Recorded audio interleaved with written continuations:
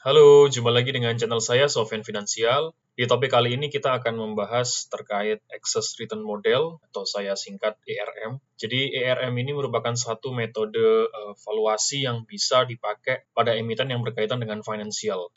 Nah, ERM ini tidak hanya berguna untuk memvaluasi perbankan aja, tapi boleh juga pada emiten yang sifatnya kayak insurance atau investment company ya. Nah, jadi ERM ini kita intinya adalah valuasi yang juga bisa dipertimbangkan oleh teman-teman yang pengen menghitung valuasi berapa harga wajarnya emiten X gitu ya. Itu yang pertama. Lalu yang kedua adalah excess return model ini menghitung dengan menselisihkan antara ROE dibandingkan dengan cost of equity. Nah, nanti akan ketemu hasil equity value atau nilai wajarnya berapa. Nanti kita akan coba langsung mulai aja. Lantas biasanya kalau kita bandingkan dengan net book value atau price to book value misalkan, itu kan kita kalau book value itu selalu melihatnya dari historical data. Jadi kita menghitung bila misalkan PBV-nya atau PBV band itu sudah berada 5 tahun di bawah rata-rata, baru itu bisa dikatakan murah. Nah, dengan excess return model ini, itu juga bisa mengklarifikasi atau membuat tambahan input bagi kalian gitu.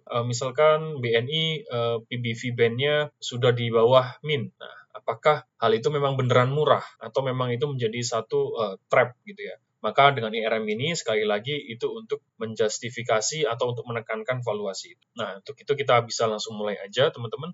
Di beberapa contoh kali ini, excess return model yang saya gunakan itu pada hitungan di BRI, Mandiri, dan Bank BNI 46 ya, atau BBNI. Kita coba hitung terlebih dahulu pada emiten BRI sekarang. Nah, komponen yang harus dipakai itu ada risk free, beta saham, equity risk premium, dan cost of equity. Nah, teman-teman kalau bingung terkait masalah ini bisa tonton aja di video saya sebelumnya, itu saya pernah share terkait ini.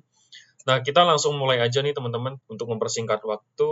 Jadi untuk risk free-nya kita bisa pakai SBN atau yield obligasi 10 tahun boleh. Nah, saya akan coba menggunakan yield 6,5 atau mungkin seperti SBN kayak ORI, terus SBR dan sebagainya. Itu kan rata-rata sekarang di antara 6,3 sampai 6,5%. Lalu beta saham ini saya gunakan satu aja untuk mempersingkat atau untuk mempermudah juga kalkulasinya. Untuk beta saham pun ini juga teman-teman bisa cek aja di video saya sebelumnya. BRI kemarin itu sebenarnya beta sahamnya kan kalau kita hitung 1,36 ya teman-teman.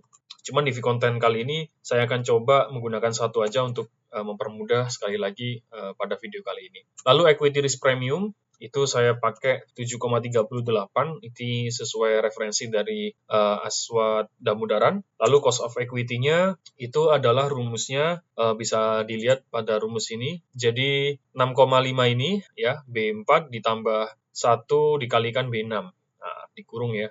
Jadi ketemu cost of equity-nya adalah 13,88. Ini saya tulis aja di sini. Oke. Lalu kita cek ROE BRI pada saat ini itu berapa. Nah, sekarang saya akan coba cek aja di RTI. Untuk ROE BRI itu besarannya adalah di 21,68%. Kita tulis saja teman-teman, 21,68%. Tuh, di sini. Oke. Lalu kita juga input dari book value per share-nya. BVPS-nya BBRI itu sebesar 19,33. Nah, kita masuk kepada CAGR EPS, kita kemarin juga pernah hitung bahwa EPS CAGR 10 tahun BBRI itu antara 11%-an ya.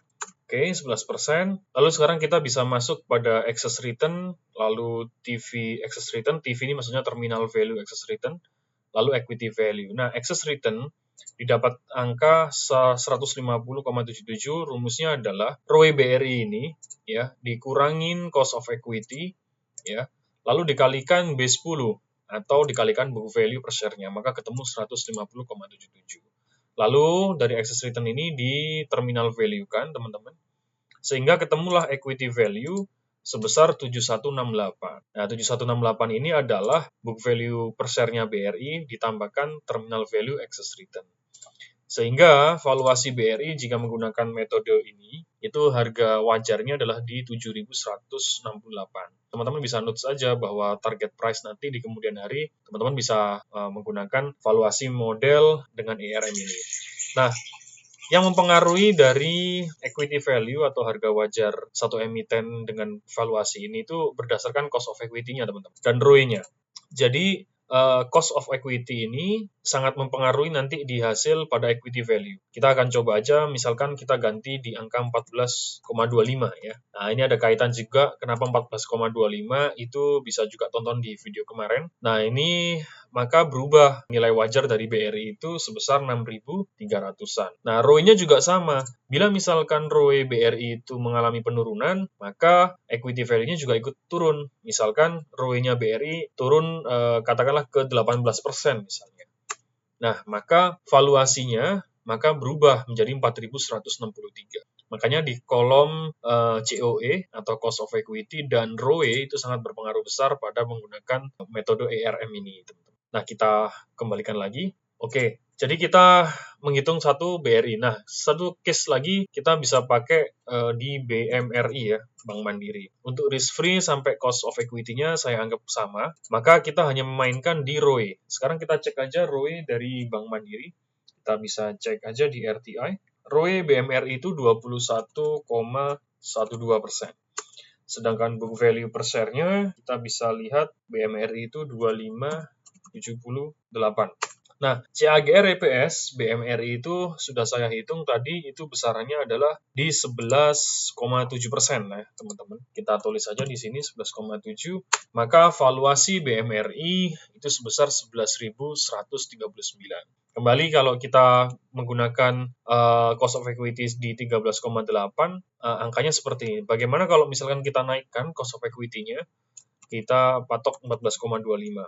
Itu ketemu 9.500. Nah, sebagai catatan aja sih sebenarnya kalau menurut saya pribadi ya kembali ini menurut saya pribadi, jadi disclaimer, dengan angka cost of equity itu saya biasanya suka dengan menggunakan di angka 14,25. Karena ada beberapa pertimbangan, salah satunya risk free-nya saya naikkan ke angka 7% atau 6,8 atau 6,9. Karena kalau kita melihat yield kita ini kan mengalami kenaikan ya, teman-teman. Jadi saya menggunakan COE itu biasanya di angka 14,25.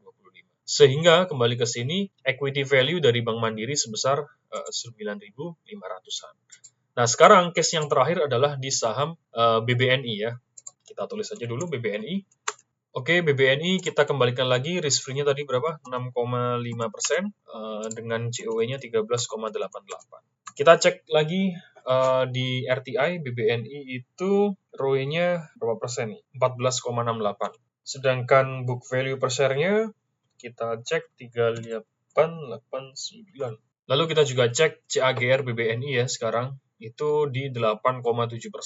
CAGR BBNI 8,7%.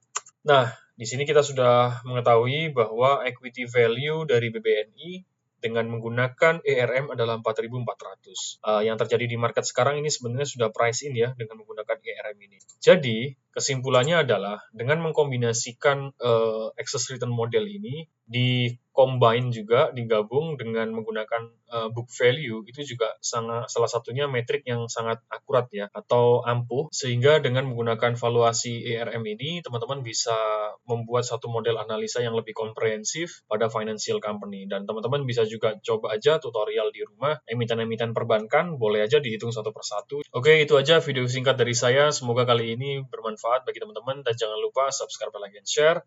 Sampai jumpa di next video. Thank you, bye.